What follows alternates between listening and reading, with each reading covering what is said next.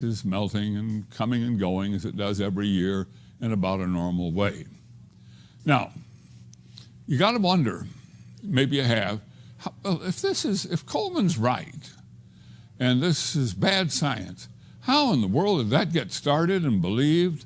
There must be a story behind it, and there certainly is, and that story comes back to the same place, interestingly enough, the Scripps Institute of Oceanography in La Jolla, California. That's where it began. This man here, a great scientist, Roger Revelle, had done research for the Atomic Energy Commission and the military after World War II, as they did atomic tests showing the influence of the atomic bombs on the atmosphere. And those grants were coming to an end, and he needed something to keep the money flowing into his institute. And he hired this man, Ralph Suess, and I may have his first name wrong, but a scientist named Suess, who had a German who had done some work, and it was at the University of Chicago, and had done some work on atmospheric carbon. And the two of them went together and they published a paper speculating on the possibility that CO2 buildup in the atmosphere was going to cause climate change. It was just a theory. That's all it was in the paper. It was a brief paper. It was a theory, but it caused a lot of stir. And it triggered a real wave of research on carbon dioxide and its possible greenhouse effect. And that's what started it all. So also there at Scripps were the Keelings who started the Keeling curve. That was the good science based on the bad science. And scientists all over the world, they saw the money flowing, they saw this research, they saw the alarm it was causing, so they jumped on the bandwagon, got the money, and got involved in it. In the meantime, this man here, Maurice Strong, a Canadian bureaucrat at the United Nations who wanted one world government, was desperately looking for a way to tax the wealthy nations by the United Nations and use that money to create a one world government and bring up the third world countries. And so he started at Stockholm a conference, and it really came out of the meetings at Rome as well, but never mind, at Stockholm he started this goal of one world government and this global warming campaign through the United Nations, and that got the United Nations rolling on the topic. Now, here is Roger Revelle. He leaves Scripps when politically things don't go right for him there, and he moves over to Harvard and starts a Center for Population Studies. This is 1967. And that's a good qualified job. In one of his classes, here's the student, Al Gore. And this changed Al Gore's life. He heard Revelle present his paper on CO2 and global warming and decided that this was a case that he could build a political career on. And he wrote a book called Earth in Balance, was elected to the United States Senate, and started touting this great concern about global warming and how government had to do something about it. In the meantime, Revelle had written a letter to a congressman in which he says, as you can read it here, that we've got to be real cautious about this global warming thing, that the studies are very premature, that we're very early on, that we don't know what the real effects of it will be. And here's still another letter he wrote to another congressman in which he said, we should really not move too fast on this. We need to do more research, and we're not sure this global warming thing is for real. And he also joined up with these two gentlemen, one of whom is a great hero of mine, and you're going to hear more about him in a minute. And they published an article in Cosmos magazine, in which they essentially said, all of this excitement about global warming and CO2 is way too early to take seriously. Well, how did Gore react to all of this? Well, he had made up his mind, and when he had political conferences and meetings and speeches, he said, Revelle's now senile, and the debate is over, this climate change is actually happening. So it became a political issue. And if you were a Democrat, you had to buy into it. And I hate when politics gets itself all involved in science and overwhelms the science. And then Gore wrote his second book, and from that came the movie, The Inconvenient Truth. And That movie's been shown in every school. Now we have generations of students who have been told all about global warming. And why shouldn't they believe it? I mean, it's been shown to them in a movie in school. And it's been picked up by all sorts of newspapers and magazines and over the internet, and it's printed everywhere, and it gets all sorts of publicity.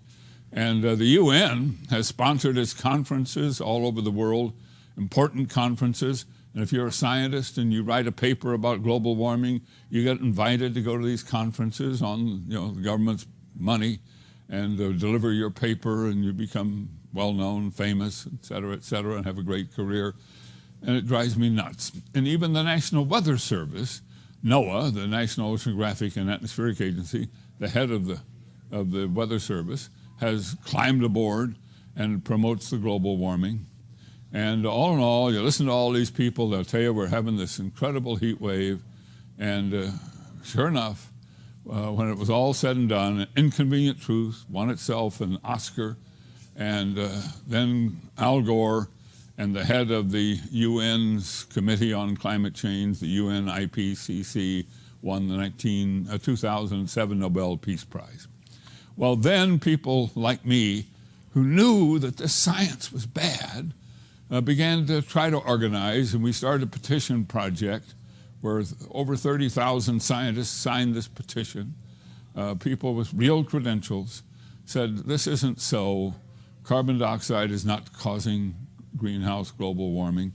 And the Heartland Institute, which is a think tank headquartered in Chicago, and is libertarian, conservative, so here's the other side politically, started holding conferences where they invited skeptics such as myself and others from all over the country to come make talks and explain how the global warming thing wasn't valid. And so the debate started up. But we tried to answer them, but come on, we're overwhelmed by money. It's an incredible amount of money.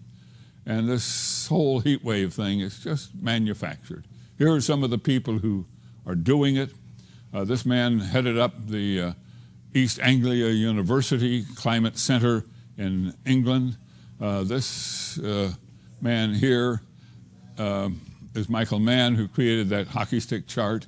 And this man here was at the NASA Goddard Center. His name is James Hansen in New York City. And these have become, and this is the man at the National Weather Service, Mr. Carl. And these people have been just screaming from the rafters about this global warming and telling people like me that we're wrong, dead wrong. And it's really very tough going up against them because they have government funding. But certainly a strong organization of heroes has emerged to fight back. And it is headed by this man here, who I mentioned earlier, who wrote that article in Cosmos, Fred Singer. He was at the University of Virginia. He spent almost 50 years now. He's an elderly gentleman.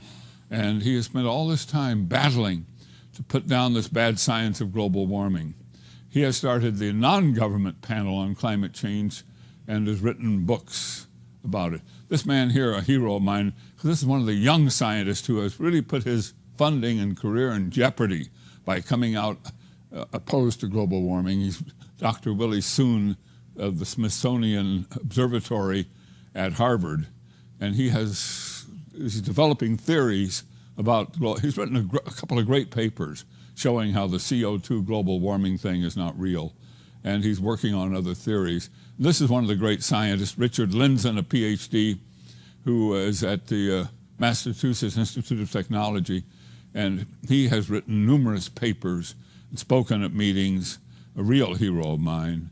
And these two men are two great scientists, John Christie and Roy Spencer, both PhDs at the University of Alabama in Huntsville, and they tie up with the Huntsville NASA facility to get the data from the satellites that measure the temperatures of planet Earth by satellite. And there they're measuring not just the surface temperature, but the entire atmosphere from those satellites globally, and producing, and they've produced now for about 35 years a complete study of temperatures of Earth to show that there's no runaway warming. Two more heroes of mine, both meteorologists, Anthony Watts and Joe DeLeo. Joe served as my director of meteorology at the Weather Channel when I started it. And they have done the research to show how there has been this systematic manipulation of the data to try to create this temperature chart that shows the global warming. That chart I showed of warming, those temperatures have been manipulated. And the effects of CO2 in the atmosphere, carbon dioxide in the atmosphere, these two men have just done an incredible job. The ITSOs, father and son, Sherman and Craig, over in Arizona, in showing how CO2 actually greatly benefits planet Earth. In fact, our increased CO2 has made the Earth 20% greener than it used to be, because as humans live off oxygen, plants breathe in carbon dioxide. That's what they use for photosynthesis. And these gentlemen have done the research to show how valuable that has been. And other scientists have stepped forward to be a part of this. These are terrific men, William Happer, Hal Lewis, and then Dr. Judith Curry, who's down at the University of Georgia. She's kind of not a total skeptic on global warming, but she knows that there's a lot of bad papers in science out there. And these two gentlemen have come forward toward the ends of their academic careers, and they've stepped up and said, this global warming thing is way out of control. This isn't happening. Now, have you heard about ClimateGate? It was the release of thousands and thousands and thousands of emails from this East Anglia University Climate Center in England. And these were amazing emails in which things were said. I tried to balance the needs of the science and the Intergovernmental Panel on Climate Change, which are not always the same, this scientist wrote in his email. And here's one: the hopeless state of their database, no uniform data integrity, is just a catalog of issues that continues to grow as they're found. The whole project is such a mess, no wonder I needed therapy. I mean, they're admitting how bad it all is. And this man here says, I've just completed Mike's nature trick. Now, it's Dr. Michael Mann's trick of adding, and he tells how he did it, to create a decline in temperatures in the years past.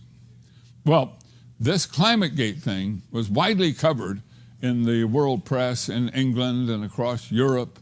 And did you see anything on CBS or ABC or NBC about it? No, not really. Our major networks here just pretended it didn't exist. While it made headlines elsewhere in the world, in the United States, major media, it was somewhat ignored. Now I'm going to go back to what Joe DeLeo and Anthony Watts came up with. And one of the things was they showed how this great reduction in the number of observation points to create an Earth temperature panel, this great reduction from all of these to just these, what it has done to the data. And they eliminated, they being the US government and other English and mostly English climate centers. They eliminated all the observations from high altitudes where it's cooler. They eliminated those locations that were rural. It's always cooler out in the countryside. And they went to the ones in the cities where we know that we create heat islands in the cities. We warm things up by several degrees when we build a city and heat everything up. And they dropped out the polar locations. So here we are. Here's a chart of the number of locations being measured to create the worldwide temperature chart. And all of a sudden we come up here in the mid-1990s and it drops like a rock. We go from around 6,000 down to less than 2,000. Why did we do that? Well, they wanted to create, quote, a more uniform pattern, they said. But you see, in the process of dropping out all these observation points, and they selected the ones they dropped, the temperatures which were cooling suddenly warmed up dramatically. And you go to individual stations, you didn't see that warm up because it was only by picking and choosing the stations. So then they said, wait a minute, the old thermometers weren't the same as the new thermometers. They measured things warmer. So they re-manipulated the data at the stations to make it cooler in years past, adjusting for the bad old thermometers, they said. Oh, the manipulation. So what do scientists say at this point? Scientific American recently did a survey, and they found that a vast majority of scientists who participated in their survey said, hey, this global warming, it's natural. Only a small percentage thought that it was mostly man-made. So, we're making some progress when scientists can speak out anonymously. But man, when you're going public and you're a scientist who depends on funding by the government, what are you going to do? I mean, the money is the power. Everybody knows about money being power. And look, this is the 2011 U.S. budget on climate, $2.4 billion being spent on climate research. And that money goes around. The government hands it out to the scientists donate to the politicians give them more. And money goes round and round, and it keeps the whole global warming thing going.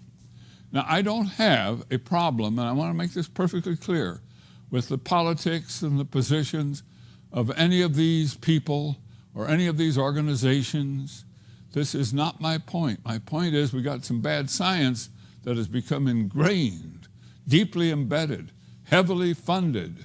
And I support the goals of the environmental organizations to clean up and keep clean the Earth's environment, protect our planet. Those are worthy goals. But don't link it to global warming, please, because the global warming thing is science gone bad. There is no significant man-made global warming now. There hasn't been any in the past, and there's no reason to fear any in the future. The whole thing about CO2, carbon dioxide causing global warming, is just, I'm afraid, science gone bad.